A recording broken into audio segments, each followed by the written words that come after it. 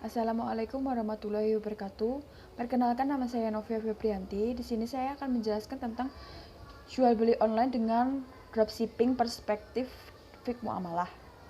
Dengan materi pertama jual beli online, kedua dropshipping, ketiga dropshipping dalam Islam, dan yang terakhir fikih muamalah.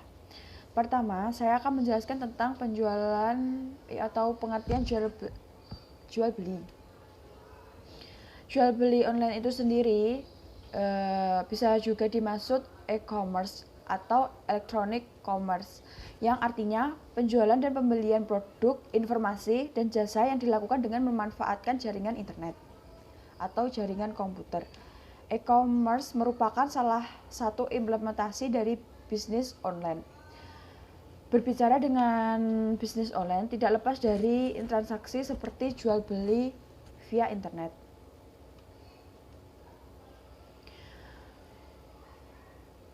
Jual beli online itu sendiri mempunyai kelebihan dan kekurangan. Yang pertama, saya akan menjelaskan tentang kelebihan jual beli online. Di antaranya yaitu pembeli tidak perlu mendatangi toko untuk mendapatkan barang, cukup terkoneksi dengan internet, pilih barang, dan selanjutnya melakukan pemesanan barang dan barang akan diantar ke rumah. Yang kedua, menghemat waktu dan biaya transportasi berbelanja, karena semua barang belanja bisa dipesan melalui perantara media internet, khususnya situs yang menjual belikan barang yang dibeli. Yang ketiga, pilihan yang ditawarkan sangat beragam. Keempat, dengan perantaran via internet, pembeli dapat membeli barang di negara lain secara online, seperti luar negeri, dalam negeri. Yang kelima, harga yang ditawarkan sangat kompetitif karena tingkat persaingan dari pelaku usaha melakukan media internet, sehingga mereka bersaing untuk menarik perhatian dengan cara menawarkan harga serendah-rendahnya. Dan keuntungan jual beli online tersebut tidak hanya didapatkan oleh konsumen, penjual pun mendapatkan keuntungan di mana penjual tidak perlu susah payah dalam menyewa toko untuk menjual barang dagangannya, seperti kayak menyewa ruko di tempat-tempat ramai gitu contohnya. Dan kekurangan jual beli online itu, pertama, produk tidak dapat dicoba. Dalam jual beli via online, produk yang ditawarkan adalah bermacam-macam dan beragam, dan semua produk tersebut tidak dapat dicoba. Bila pembeli mencari pakaian, terutama pakaian atau yang lain, maka pembeli tidak dapat mencoba. Sesungguhnya pengecer online menyediakan ukuran, namun tidak dapat mengetahui tingkat kehalusan dan sebagainya. Dan yang kedua, standar dari barang tidak sesuai. Salah satu kerugian yang dapat dalam jual beli online yaitu dengan adanya barang tidak sama dengan aslinya. Kesamaan dari barang foto atau gambar yang kita lihat di monitor tidak bisa 100% persis sama.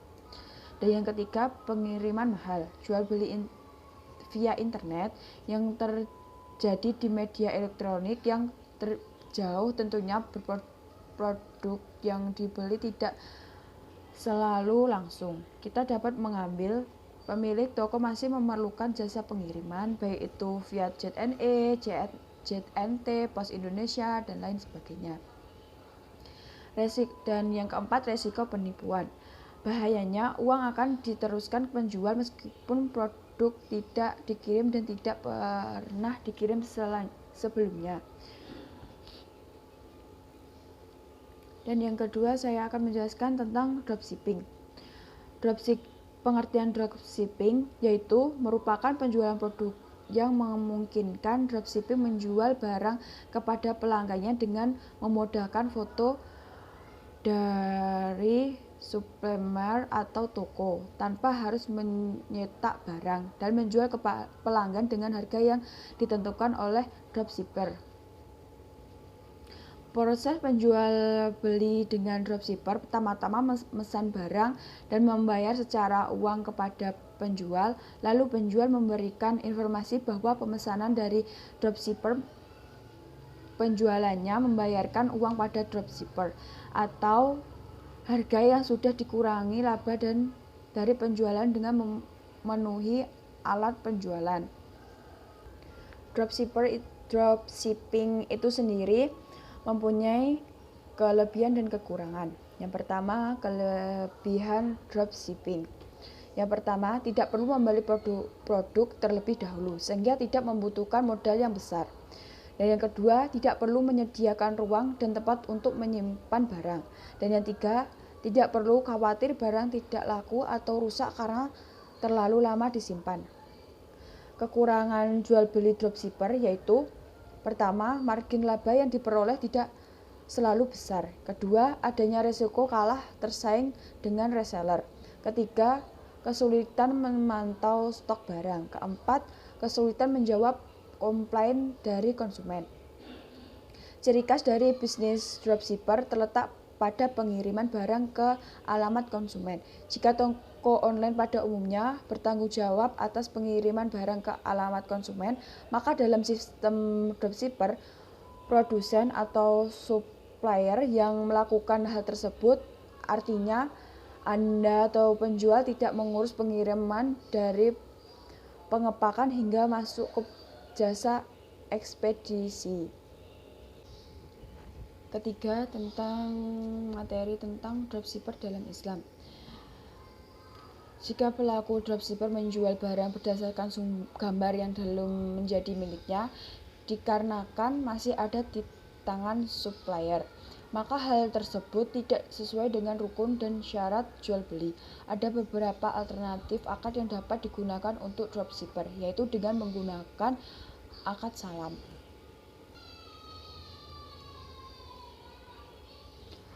Yang terakhir, materi fiqh muamalah.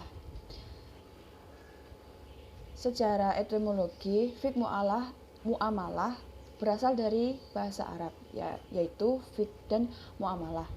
Fiqh artinya sekelompok hukum tentang amal perbuatan manusia yang diambil dari dalil-dalil yang terperinci. Muamalah berasal dari kata amalayun amilumu almalita dengan waza fa'ala yufa ilum mufa'alatam, yang artinya bermakna saling bertindak, saling berbuat, saling mengamalkan. Secara etimologi, muamalah berarti aturan-aturan hukum Allah yang mengatur manusia dengan kaitannya urusan duniawi dalam kaitan dengan secara memperoleh dan menggambarkan baris benda. Berdasarkan definisi tersebut, maka dapat disimpulkan bahwa fiqh muamalah adalah pengetahuan tentang kegiatan seorang muslim dalam melakukan kegiatan atau aktivitas ekonomi dalam bermuamalah berdasarkan Al-Quran dan Sunnah, sehingga orientasinya tidak hanya fokus kepada kepentingan dunia tetapi juga kepentingan akhirat. Sekian presentasi dari saya. Apabila ada kurang lebihnya, saya mohon maaf.